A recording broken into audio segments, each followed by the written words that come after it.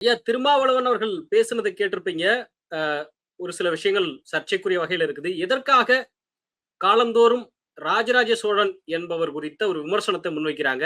குறிப்பாக திருமாவளவன் ராஜராஜ சோழனுடைய பெயர் தமிழ்ல இல்ல அப்படிங்கிற அந்த ஒரு கருத்த முன்வைக்கிறார். அப்படி பார்த்தா தலித்துங்கிற பெயர் தமிழ்ல இல்ல. இவரு எப்படி தலித் இயக்கம்ங்கிறாரு? பறையர்குடின்னு சொன்னா அவனுக்கு வெட்கமா இருக்கு. அந்த சொல்லு தாழ்வா இருக்கு. பறையர்ன்னு சொல்லி இனி எவனாவது வந்தான்னாக்கா, அது செருப்பால அடிடாங்கிற. பறையருங்கிற சொல்லு என்ன சொல்லு? சமஸ்கிருத சொல்லா? பறைதல் என்றால் பேசுதல். பறையர் என்றால் அறிவர். பேரறிஞன்னு பேரு. பொருளு. இந்த தமிழ் சொல்லலாம் உனக்கு ஓக்காளிக்குதய்யா. சரி அதே இருக்கட்டும். ராஜராஜன்ங்கிறது அவருடைய இயற்பெயரா?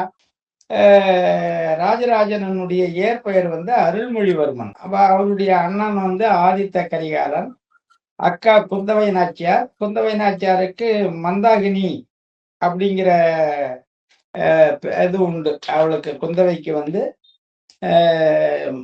அந்த பெயரும் உண்டு.